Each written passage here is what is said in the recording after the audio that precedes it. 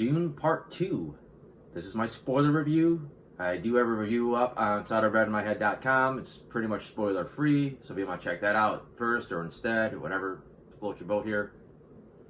I'm going to be in the minority here. I gave this movie a 3 out of 5. I think most people are giving it like 5 out of 5 or 4 out of 5 or some similar version on their rankings.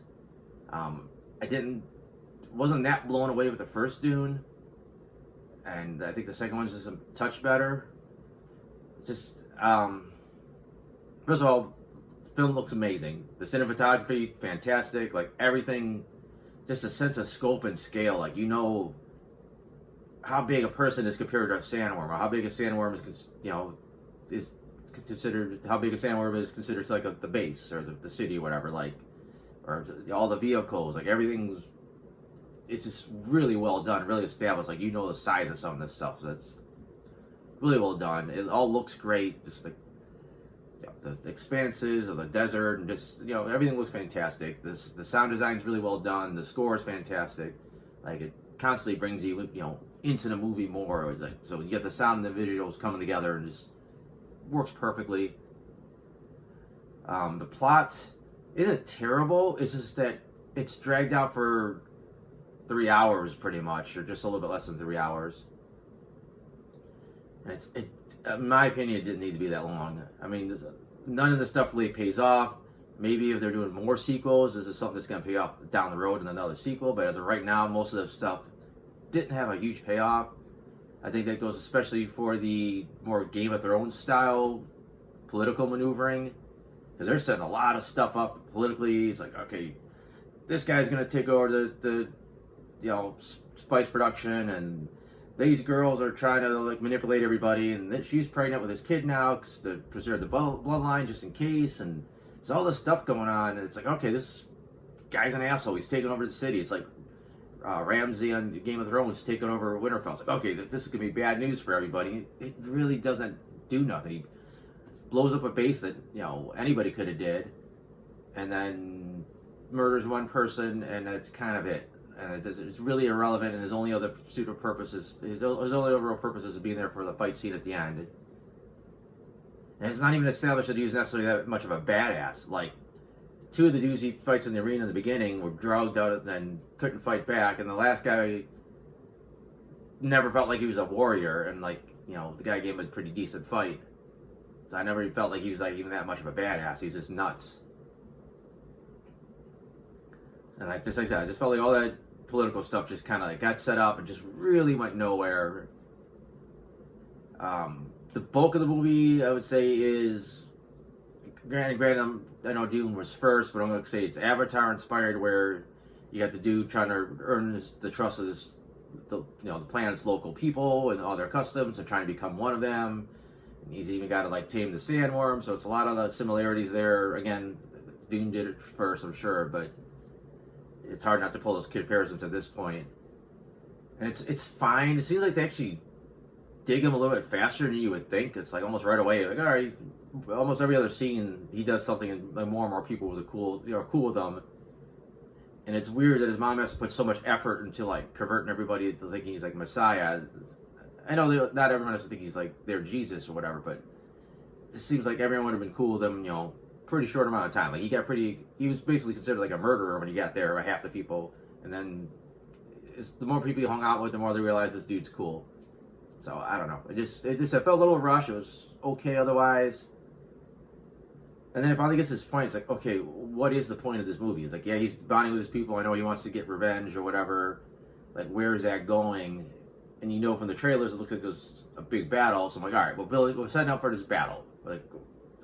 They established these nuclear weapons that they got and all this other stuff. I'm like, all right, we're going to have this cool battle at the end, so it's going to be all worth it. And nothing happens. It's he's like, we're going to come from here, here, here, and here. And it's just so quick. It's all right, people jump out of the sand, they start fighting the soldiers, sandworms come crashing in and knock some shit over, and then he just shows up at the palace, and he's like, hey, I'm here.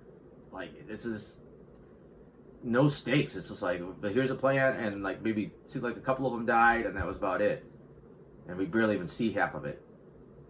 and then like Batista's character setup is this, psychotic badass, and like the first time he gets in trouble, like earlier in the movie, he runs as like a little fraidy cat, and then at the end he's just stabbed in like one move and dies. It's like, and it was supposed to be like a big revelation that they're all part of this, great house that tried to kill them. Like, turns out the mom is the granddaughter of the evil baron. And it really didn't seem like it came into play. Like, it wasn't that big deal that what their lineage was. And again, that gave me another Game of Thrones vibe about who was really a Targaryen and who wasn't. But that's kind of besides the point.